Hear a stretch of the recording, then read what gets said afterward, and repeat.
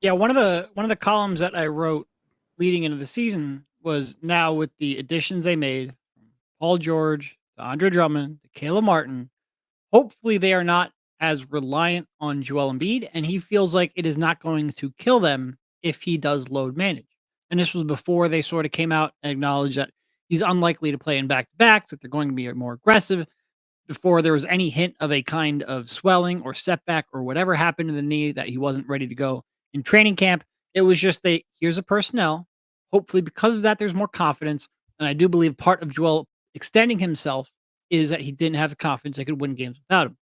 Well, so far that has not been great. The premise of that has not followed through. Now, in my defense, Paul George has only played in one of those games, and he certainly made them look like a more functional basketball team last night, at least for the first 45 minutes of that game.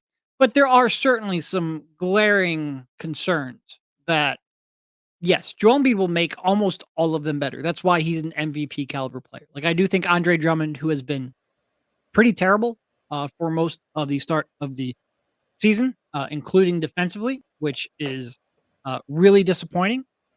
When he's asked to play, like, I wonder a little bit, is part of the reason he's struggling so much to get back to his spots, because he's never been a great anticipatory defender. He's always, sort of relied on his size. Is he a step behind because he's a little bit tired, or because he's pacing himself, or because he's just extending himself more than he normally is used to?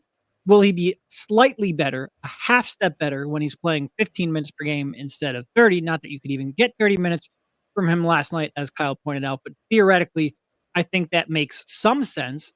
But I also just worry what's Andre Drummond at this point? In his early 30s. He's not, there's a chance he lost a half step. And when you're not a great anticipatory defender and you lose a half step, there's some concern there. Kelly has been bad. Caleb Martin has been bad. Will Joel Embiid give them more space? Yes. Will he give them more open looks? Yes. But at the end of the day, all of these players individually have to execute. And so far, they have had way more opportunities than they have converted. Uh, Part of it, you hope, is just a slump. Part of it is that they're trying to do a little bit too much.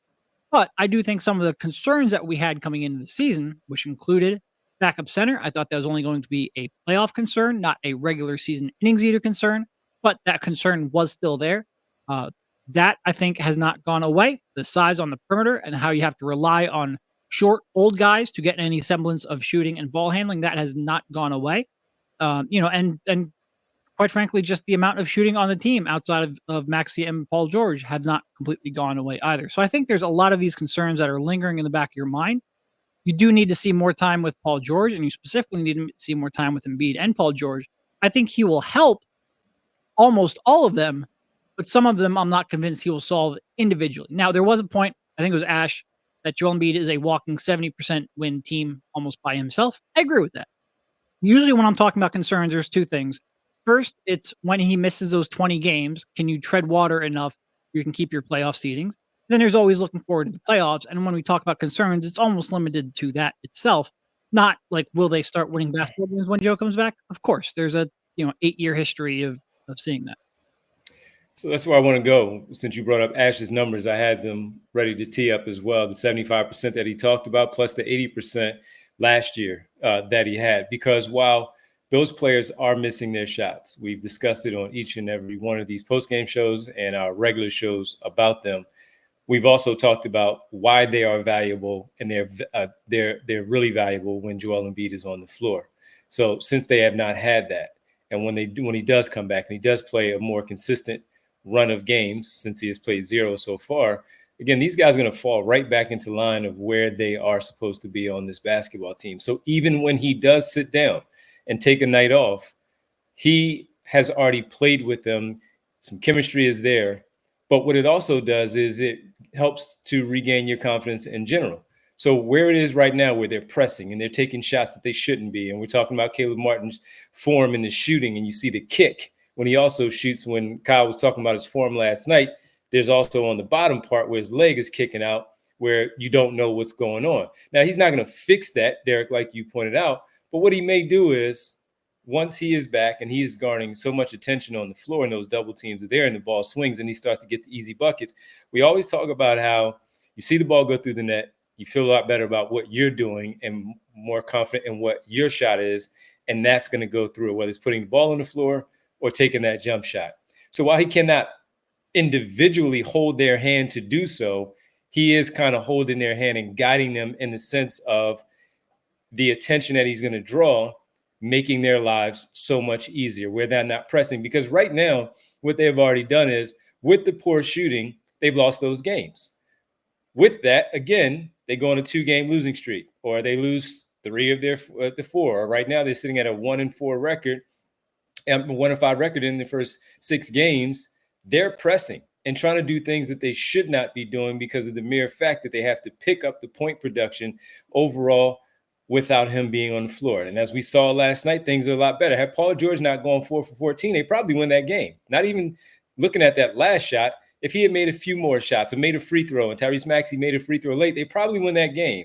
And that doesn't mean that that's going to carry right over to the Clippers, but you pick up a win here, you pick up a win there, you start to feel a lot better about yourself. You're not pressing because somebody else is there to pick up the slack and do some other things that you were trying to do that you shouldn't have been doing, but are relegated to do so, like we saw with the team last year when Embiid went down for those 30-plus games. Things start to change a little bit. So that's where I will lean more towards when he does come back, the same way we felt about it when they signed these players and talked about how good they could be. We have yet to see them with him on the floor. And even though they have some games underneath their belt, they don't have it with him. And that's ultimately what we really decide how good they are for this basketball team, picking up the wins when he's out there. Yeah. And look, I think with Caleb and Kelly, those are 2 different problems, I think, right now, where with Kelly, it's, as is normally the case, the discretion part, right, where he's getting open looks and missing those, and that's okay, right? Like if Kelly is missing open threes, he needs to hit them at some point, but I'm not ever gonna really like get on a guy for taking open shots and you go through a cold spell, you're not a high level shooter, whatever. I will get on someone like Kelly for jacking up shots with 18 seconds on the shot clock, where a defender is right up in your face, gets a good contest off, they're crowding you and not playing, sound functional offense, especially when he's one of the very few guys on this team who does not have the excuse of, hey, this is a new system. I don't know what the expectations are. I haven't played with Tyrese Maxey before. I don't know how to play off of him. Though that kind of stuff goes out the window. Caleb, the mechanics have got to get better. A lot of stuff's got to get better for him. Like I think, honestly, for him, for me at least, the bigger disappointment has been, I think he's been more undisciplined defensively than I was expecting. There have been some moments where he's a little too wild on closeouts, where he's not on time with the help rotations. And when things are clicking for him, I think you've seen there have been stretches where it's like, okay, that's the guy I think they thought they were signing, right? We saw it a little bit in the preseason. We've seen it in bursts during the regular season so far, but not on a consistent level. I think the hope would be that Joel gets behind him on defense, and you don't notice the mistakes as much because Joel will be back there and he'll clean it up, where Drummond simply has not done that. Yabu, despite having a better night last night as a rim protector, is really not capable of being a consistently helpful defender on the back end. Shouldn't be expected to, right? Like I think long term we want him to be more of a true forward the way he's been all throughout his career.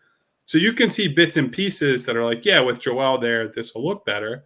But a lot of these guys need to clean things up, have been, they have not straddled the line of aggression, right? Like I think they've skewed toward undisciplined at times.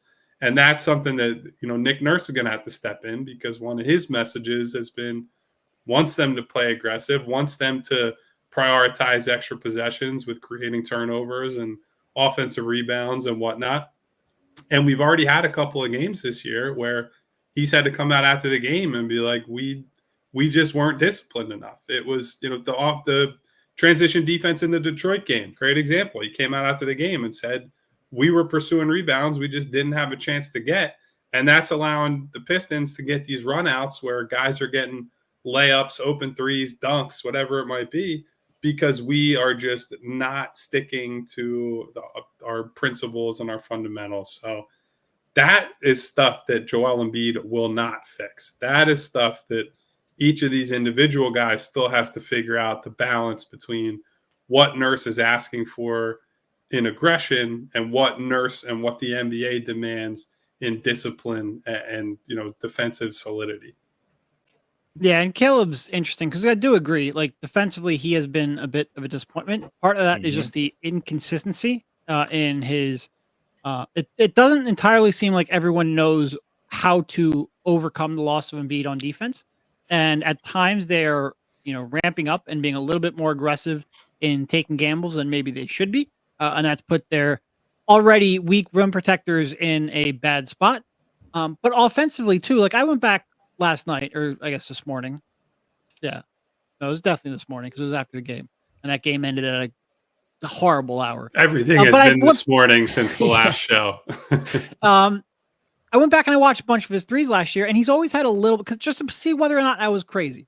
He's always had a little bit where he would for watching Caleb Martin's threes. But that my memory wasn't completely wrong. He's always had a little bit where like it seems like he times it where he's coming down a little bit when he releases it. There's always been, it hasn't been the smoothest release, but the hitch is definitely more pronounced at the top of that. And the arc is definitely less than it usually is. And I don't know what's going on, but if it's not like it's just, he's not, making, or he's not getting enough open shots. The form is just very inconsistent for him right now. I don't know why that is. I don't know what's going on, but they need him to be a more reliable shooter. I do think Joel theoretically helps that because he gets him space. He gets him time to get that shot off. But if his mechanics are breaking down the way they are, I'm not sure it's going to be fixed by just Joel Embiid's presence. And they really need him to make shots. They need him to make better decisions. I do think not being forced to try to create as much as he and Kelly have been will help. I do think space, if he gets his shot mechanics down, will help with the shot. But they need that shot to come back around. We all silly like the mayor.